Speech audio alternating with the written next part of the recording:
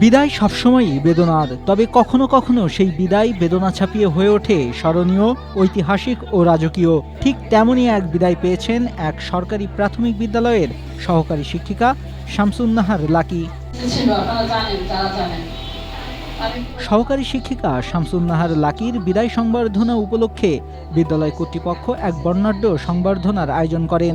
অনুষ্ঠানে শিক্ষক, শিক্ষার্থী, কর্মচারী ও প্রাক্তন শিক্ষার্থীরা ফুল, ক্রেস্ট ও বিভিন্ন উপহার সামগ্রী দিয়ে প্রিয় শিক্ষিকাকে সম্মান জানান।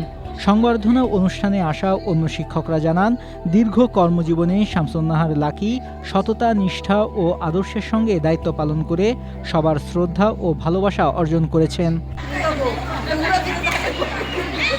বিদ্যালয়ে আয়োজিত সংবর্ধনা শেষে প্রিয় শিক্ষিকাকে ফুলসজ্জিত গাড়িতে তুলে বের করা হয় একটি পদযাত্রা।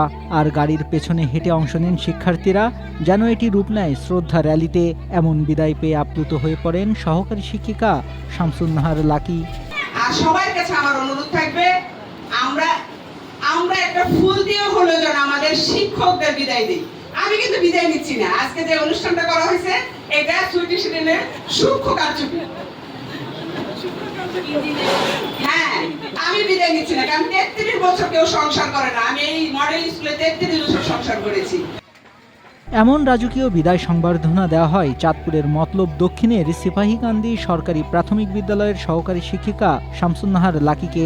1987 সালের 12 অক্টোবর মোহনপুর সরকারি প্রাথমিক বিদ্যালয়ে যোগদান করে শিক্ষকতা জীবন শুরু করেন। এরপর 1990 সালের 18 অক্টোবর সিপাহীকান্দি সরকারি প্রাথমিক বিদ্যালয়ে যোগ দেন। 1993 সালের 16 এপ্রিল থেকে 2026 সালের 23 মে পর্যন্ত এই বিদ্যালয়ে দায়িত্ব পালন করেন তিনি। তার বিদায় বেলায় আপ্লুত হয়ে পড়েন অন্য শিক্ষকরাও। 39 বছরের শিক্ষকতা শেষে ফুলসজ্জিত গাড়িতে করেই প্রিয় শিক্ষিকা শামসুন্নাহার লাকিকে তার বাড়িতে পৌঁছে দেওয়া হয়। শেষ কর্মদিবসে এমন রাজকীয় বিদায়ে সহকারী শিক্ষিকা রেখে গেলেন অগণিত স্মৃতি, ভালোবাসা আর শ্রদ্ধার অমূল্য উত্তরাধিকার।